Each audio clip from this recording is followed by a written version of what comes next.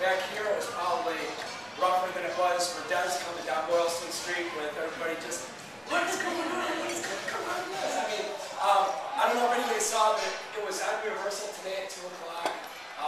I, for the first time, watched well, as close to the entire race. It was 2 hours, so it wasn't, it was condensed to 2 hours, but saw it. I had seen the last film of the last part several times. I had seen a condensed 10-minute version of the race and those things, but I got to see it kind of fold out a little bit today. A couple things I wanted to mention that were not really shown in some of the press, and that was Desi's game plan going in was to run 5:30 pace for the first 20. If that meant she had the lead doing it, she was fine with that. She knew that she could probably have the lead doing 5:30 pace, and then it wasn't like supposed to be just a little nutrition. It was then supposed to be try to run 33:20 for her last 10K, which means dropping it down to 5:20 pace, but running 5:30 pace. So she knew the course well. We've been out there twice before and things. She knew the lay of the land and so on and so forth. And one thing that Des is always great at is following a game plan, and she followed it to the T. The way the race broke, for those that didn't see, is Kim Smith of New Zealand took it out, which was kind of stupid her first mile, because it was a little too aggressive there. But after that, it really wasn't all that aggressive for how good she is. It was basically, she was running 5:25 pace or so, and she's good enough probably to run that. But what that did was, the pack was not willing to go with Kim, but they wanted to stay close enough so that they knew what was going on, which meant that the pack basically was running 5:30 pace behind, and Desi did not have to do all the work. Although several times, as the pace would slow, she'd come back to the front of it just to make sure that it was honest, and then there was a large enough group that she really didn't have to stay there for a whole lot of time. Then when she went to the front, finally she went to the front for good. The one thing is that I keep reading some places is that she was falling off the pace as she was going through town. That never happened.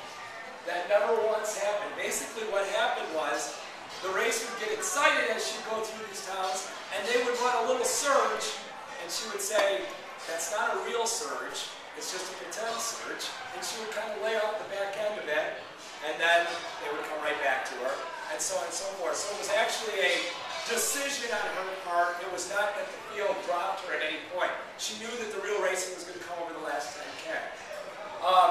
And so that was our perception of the race, minus the last time I saw her. Keith and I were flip-flopping on the course at different spots, because we had another athlete running the race that ran 2:16, Zach Hine, in his debut, and he already had his Olympic trials qualifier through the half marathon, but he got the experience of a training segment, and although he's not really pleased with that performance because he was looking for a little more, he was probably a little too aggressive the first half, and he had not been, probably would have been a couple minutes quicker than he was there. So he put himself in good position and things as far as the next segment, which was the idea of that segment for him anyhow.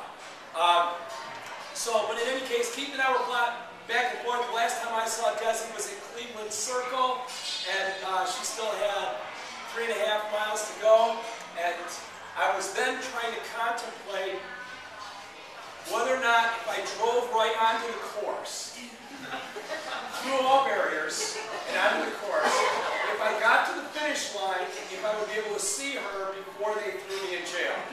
And if I was sure that I would have been able to see her before they threw me in jail, I would have done it.